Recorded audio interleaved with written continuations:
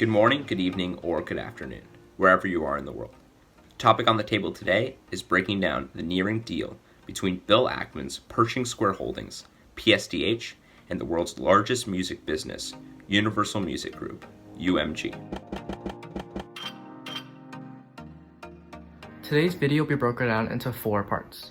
The details of the deal between PSTH and UMG, what exactly is UMG, UMG's financials, and is PSTH merger a buy? Right after market close, multiple sources reported that PSTH is nearing a deal between UMG, rumored to be valued at approximately $40 billion, or $42 billion including UMG's current debt. This deal would break the record for biggest SPAC transaction to this date, exceeding the recent SPAC transaction between Grab Holdings and Altimeter Capital, valued at $35 billion.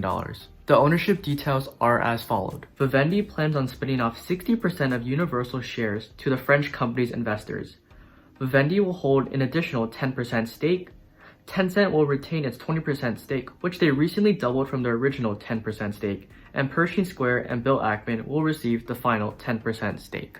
So basically what this means is PSTH's float would represent 10% of UMG. So in total, there will be 4 main owners once the PSTH and UMG SPAC deal finalizes. However, again, I just want to reiterate that the deal has not been confirmed by Pershing Square, as they haven't released any new SEC filings or haven't published any new press releases. So you're probably asking yourself, what in the world is UMG? As many of you were most likely expecting other prospective companies like Stripe, Bloomberg, or even Subway. Well, Pierce will help explain that. So what exactly is UMG?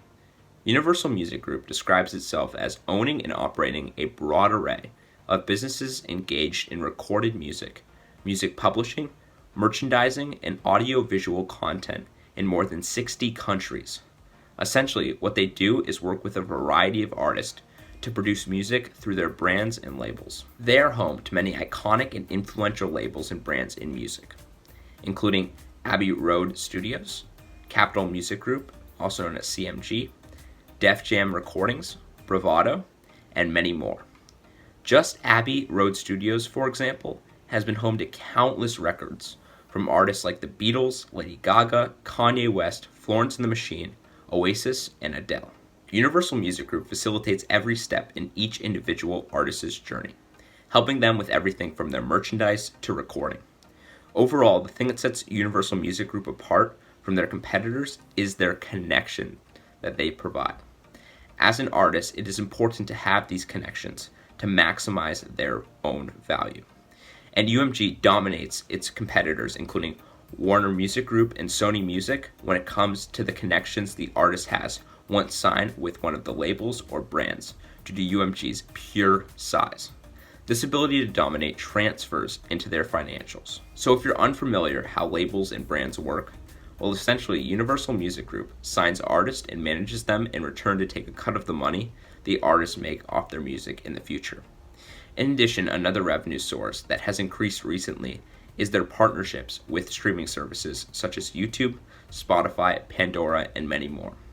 These companies pay for the rights and licensing to stream the songs, which are proprietary to Universal Music Group. So in total, they have over 7 revenue streams, including retail sales, online sales, digital revenue from streaming, royalties, advertising and sponsorships, brand consulting, and finally, merchandising sales. So now, taking a deep dive into their latest Q1 financial statement released on May 10th.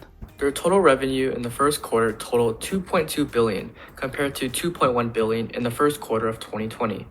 This represents a 4% increase from 2020's Q1 to 2021.